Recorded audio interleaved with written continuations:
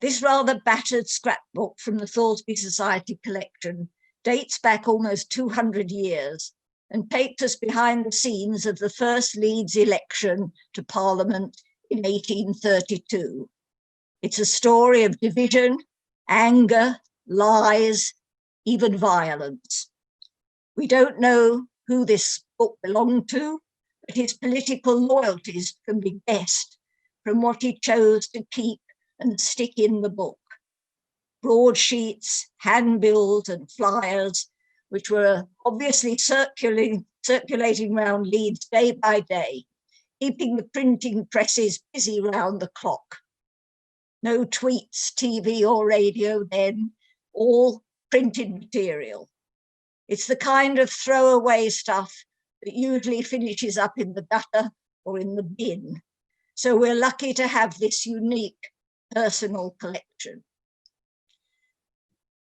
We need to start with a bit of background. The Reform Act gave the Borough of Leeds 2 seats in Parliament for the first time, so they were up for grabs. And by no means everyone, however, had the vote. Only men, women were excluded specifically, who owned or rented property worth more than £10 a year. And this priced out almost all the working classes, the mill workers and labourers living in cottages at a few shillings a year rent. But a lot of the middle classes, the new middle classes, got to vote for the first time. Shopkeepers, tradesmen, small landowners. And everyone eligible to vote had 2 votes. They could either split the vote between the 2 candidates or plump for one. And it's worth noting that this was not a secret ballot. People's names and how they voted were published. And that, of course, left them open to pressure from employers or landlords or customers. That had been under discussion, but that was the decision that was taken. 2 parties were in contest, the Liberals or Whigs, who in fact had pushed the Reform Act through. They are the Oranges, and the Tories, the Blues. There were 2 Liberal candidates, John Marshall Jr., who was a Leeds man, well known, a wealthy flax mill owner, and Thomas Babington Macaulay, career politician and historian, a distinguished man, but not local. The candidate for the Tories was Michael Thomas Sadler, a Leeds merchant and former MP. He was already well known as a campaigner for factory reform through his 10-hour bill. And he had the backing of the workpeople, led by Richard Ostler, in his campaign against what he called Yorkshire slavery, the inhumane employment of young children for some 65 hours a week in mills just like John Marshall's own flax mill. The press, you see they're mentioned here, the Leeds Mercury and the Intelligencer played a very important propaganda role in this battle. The Mercury was for the Whigs, the Intelligencer for the Tories. Newspapers were expensive and most working people couldn't afford them, so extracts were often put on placards or circulated as flyers, and you'll find some of those in the scrapbook. So we'll start taking a look at it now. The very first page has a copy of a letter from Michael Sadler, setting out his manifesto, really, and I've just put an extract of that here, and you'll see towards the bottom that he's concerned with ameliorating the condition of the operative classes, many of whom, I fear, have to endure great suffering arising from excessive labour and inadequate remuneration. So this was where his heart was committed, really, and it's where I think the loyalties of the person who put this scrapbook together really lay. Next in the book, and here you can see the whole spread of it, it's a long extract from the Intelligencer describing rather dryly the joyful celebrations of the Liberals when the Reform Act was passed. Bells were rung, cannons were fired, orange flags flew, a triumphant dinner and mass meeting were organised in the Cloth Hall yard.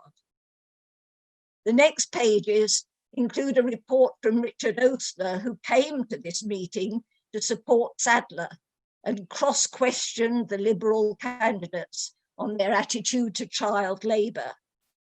He finished up getting in a scuffle with the Liberal supporters, the heavy load of men who were protecting the Liberals, and got his coat badly torn. Factory reform, this theme of Ostler's, was a strong and deeply emotional theme in the Tory election propaganda. And here we see an appeal from the Committee of Operatives, the working people, supporting Sadler. They feel that he represents their interests. You'll see he mentions the bettering of the condition of the agricultural and manufacturing poor of England and the poor Irish. So they were encouraging people to support Sadler, and they're appealing here to the intelligent tradesmen and middle classes who would have the vote now to despise the idiotic cry of party and support Sadler's proposals. And there was a lot of emotive language on factory reform. So here, an appeal to the operatives, though most of those would not have had a vote. If you wish to perpetuate the slavery of your infant children, why elect him? So there's strong feeling behind this factory movement. Meanwhile, the Liberals, and this is one of their leaflets, were targeting their own key voters, the shopkeepers, urging resistance to possible pressures from customers who might withdraw their trade, and urging support for Marshall and Macaulay. The following pages have lots of further letters and pleas from the candidates to the electorate, but we'll move on a little further in the campaign to where things are becoming very heated. So here's a Tory leaflet with accusations of lies that are being published in the Leeds Mercury. And there's actually, this is number 2, it's part of a whole series of these leaflets about falsehoods published in the Mercury. Things were getting pretty bitter and strong at this stage. The very first falsehood on this one, falsehood 1, was accusing Sadler of bribery by treating, as it's called, buying drinks for his supporters. And that was in fact illegal. So here it's being refuted in this leaflet about falsehoods, but of course it had to be refuted more publicly. And here you see a leaflet from the Tories, refutation of calumny, where they're giving a witness statement that he didn't buy all the drink that he was accused of buying.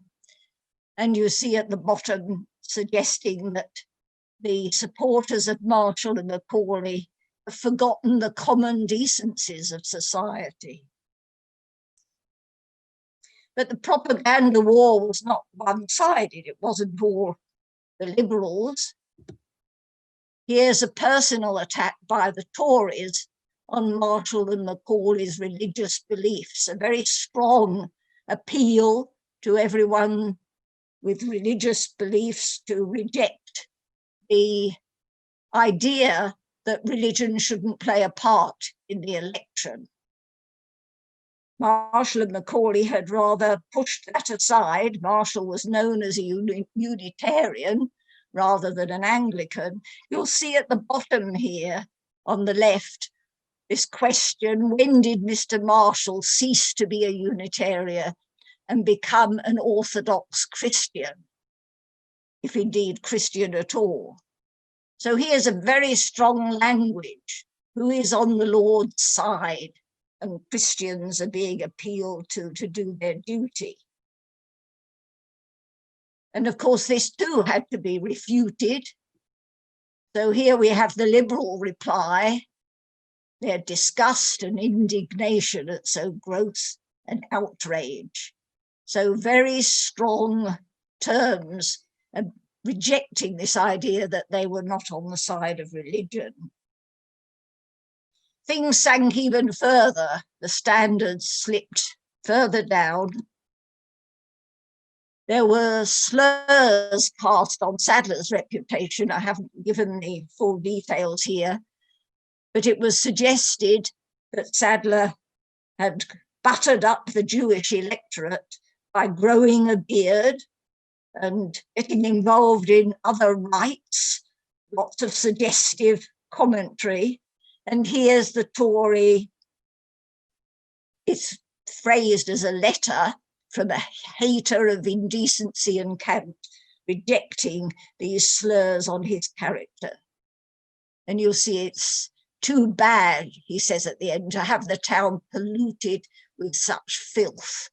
So we've got down to a pretty low level at this point. There was satire too, and humour in some of it. Here's a supposed song sung by Mr. Macaulay at the music hall. It says, Macaulay had compared Sadler to a hyena that tried to lure people into his cave by imitating the sound of infant children.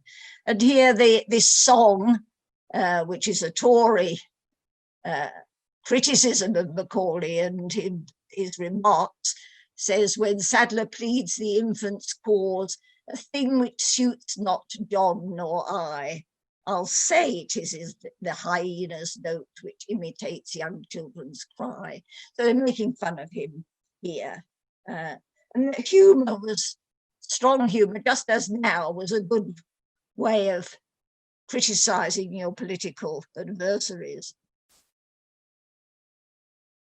Things got out of hand too in terms of violence. There were reported incidents of intimidation, with gangs of thugs armed with bludgeons being called in by both sides to disrupt meetings. Blood was running very high as the election proceeded. This Tory leaflet gives an account of an attack by the Orange men on their flag, which depicted infant slavery in the mills. And they were put to flight, the Orangemen, by the Tory supporters, who were praised here. Finally, it came to the point where votes had to be cast. The poll actually took place over 2 days. So there was great excitement in watching the hustings, seeing how the voting was going. As I say, it was a public vote. At the end of the first day, there was a lot of excitement on counting how many had voted. And here we have a leaflet by the Liberals, by John Marshall Jr., urging people to get out, to use their vote, the ones who hadn't voted yet in the first day, to go out the second day and exercise their privilege of having the vote.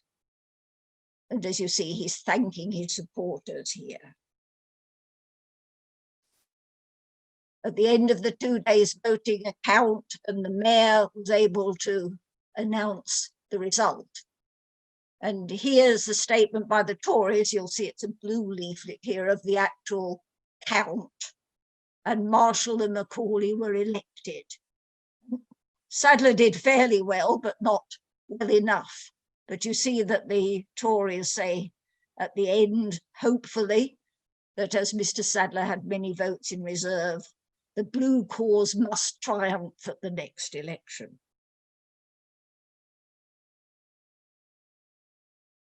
There was protest at the result. And while the victorious candidates were dining at the commercial buildings, the intelligentsia reported that a mob of 10,000 were out in the streets, burning effigies of Marshall and Macaulay. And there was plenty of scope for satire after the election. There are quite a lot of verses and songs like this in the scrapbook. These two, one is supposed to be by Marshall and the other one by Macaulay, and have just blown up a bit the one by Macaulay to the side here on the right. You'll see that the theme is right at the bottom: in my snug little berth, keep me warm to enjoy my 1,200 a year. There was a lot of jealousy about the position that these two had obtained and their comfortable positions that they've now got. Status, new status. And here, a funny, sharp, but insulting Tory poster mocking a public appearance from the two new MPs as a circus act. Signor Tommaso Babbiani Macaulay and Signor Giovanni Flaxpinero, and exhibiting their extraordinary feats, which include, well, lots of lying and swallowing a camel and lifting vessel load of rotten oranges. So a lot of fun, but also bitterness behind the response to the two new MPs. The scrapbook goes on to cover further elections. Indeed, there was one very soon after this one. Macaulay resigned his seat to go off to India just after a few months. And another election had to be held with different candidates and different results. This scrapbook is part of the Society's extensive collection of material of political nature, cartoons, posters, handbills. And we also have something directly connected to this 1832 election, the original petition signed by over 1,400 of the new voters in Leeds, asking John Marshall to agree to be a candidate for the Liberals in the election. Here's just what the top of the petition looks like. It's on a long roll, which is moved around by a handle in a wooden box, and is one of the precious artifacts that belongs to the Society. And it can be viewed. All the signatures, incidentally, have been transcribed, and it can be viewed with the signatures in the library, and so can the scrapbook itself. So we hope when things are back to normal, you'll be able to visit and look at these